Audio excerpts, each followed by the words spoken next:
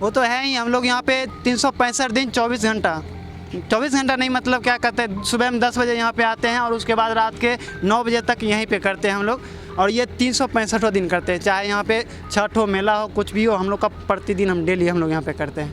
4 13 2 14 1 15 3 16 4 17 2 18 1 19 4 20 3 21 1। एक दिन भी छुट्टी नहीं मनाते, अपना सब कुछ छोड़ के यहाँ पे पढ़ते हैं। और उसके बाद क्वेश्चन लीक हो जाता है, जिसके पास रुपया वो सीधे खरीद लेता है। हम लोग मेहनत करते हैं, उतना रुपया नहीं हो पाता है, हम लोग जाके इंस्टीट्यूट में पढ़े। इसीलिए यहाँ पे गंगा किनारे आके हम लोग सब पढ़ते हैं। 22 2 23 3 24 4 25 2 26 1 27 1 28 3 29 4 30 3 31 2 32 4 33 2 34 4। नमस्कार, मैं हूं सीमाब, आप न्यूज़ 4 नेशन देख रहे हैं। ये जो गंगा का किनारा है, इसमें तो लोग इसलिए आते हैं ताकि उनकी सेहत, उनका जो स्वास्थ्य है वो अच्छा रहे। लेकिन हाल के दिनों में ये गंगा का किनारा इसलिए मशहूर हुआ, हर्ष गोइंका जैसे लोगों ने इस तस्वीर को साझा करते हुए ये लिखा कि ये तस्वीर पटना की है और ये वो बच्चे हैं जो गरीब घराने से आते हैं।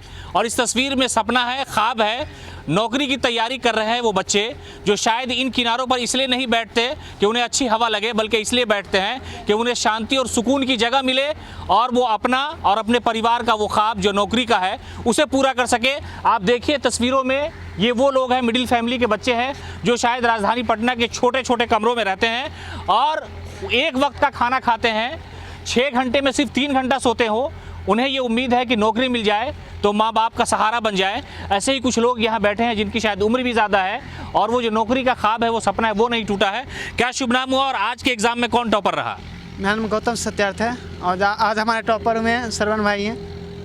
तो ये रोज़ चलता है ये सिलसिला, ये जो तस्वीरें वायरल हुई आप लोगों की और गंगा के किनारे लोग बैठ के पढ़ते हैं, पूरी दुनिया में ये तस्वीर वायरल हो गई। और बिहारी तो हर मामले में ऊंचा होता है, शायद हम और आप सबको फ़ख्र है इस बात का, लेकिन नौकरी एक चैलेंज है इस वक्त, इसलिए शायद ये वक्त मुश्किल का है। जी, वो तो है ही। हम लोग यहाँ पे 365 दिन 24 घंटा नहीं, मतलब क्या कहते हैं, सुबह हम 10 बजे यहाँ पे आते हैं और उसके बाद रात के 9 बजे तक यहीं पे करते हैं हम लोग। और ये 365 दिन करते हैं, चाहे यहाँ पे छठ हो, मेला हो, कुछ भी हो, हम लोग का प्रतिदिन हम डेली हम लोग यहाँ पे करते हैं। गंगा के किनारे बैठ के पढ़ने की क्या वजह है? कुछ नहीं, वही शांत माहौल और मतलब ग्रुप डिस्कशन और कुछ नहीं। जैसे ग्रुप डिस्कशन आगे बताएंगे ही। आज जो ग्रुप डिस्कशन हुआ उसमें आप टॉपर रहे, कितना नंबर मिला आपको गुरुजी की तरफ से? 89। गुरुजी है भाई, हमको उतनी जानकारी नहीं इस बात की। 89 मिला। तो ऐसे ही उम्मीद होती है जब आप बीपीएससी के लिए बैठते हैं या एसएससी के लिए एग्ज़ाम देते हैं, तो यही सारा जो लक्ष्य होता है जो अभी पूरा किया आपने, इसी तरह का ख्वाब होता है? एक्चुअली हम बीपीएससी तो नहीं बैठते हैं, ओनली हम एसआई के लिए तैयारी करते हैं और इसके अलावा कोई दूसरा फॉर्म अप्लाई भी नहीं करते हैं। किस वक्त गंगा के किनारे आ जाते हैं आप?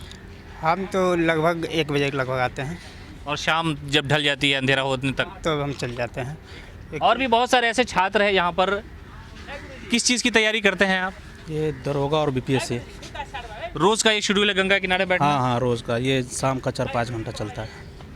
ये तस्वीरें वायरल हो रही है पूरे हिंदुस्तान में कि गंगा के किनारे बैठ करके ऐसी तस्वीर जो तकदीर बना दे।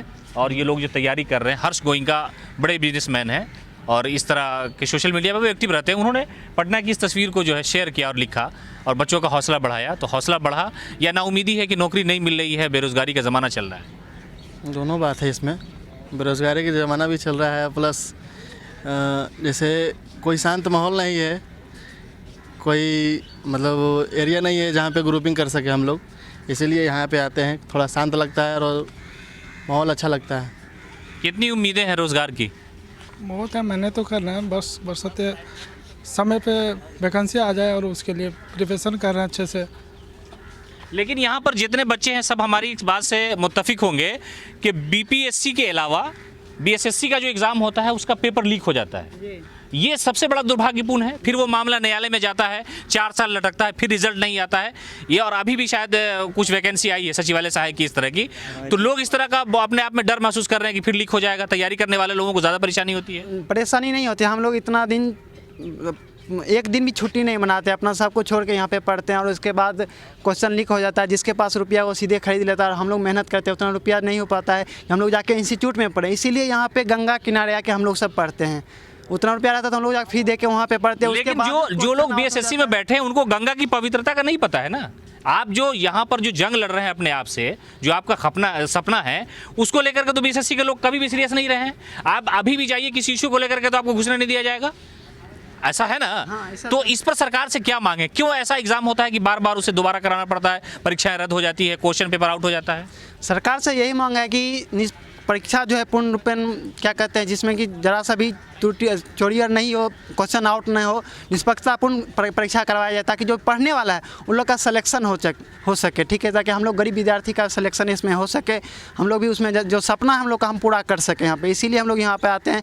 यहाँ पे इतना गंदगी होता है, फिर भी इसके बावजूद हम लोग को यहाँ पे करना पड़ रहा है।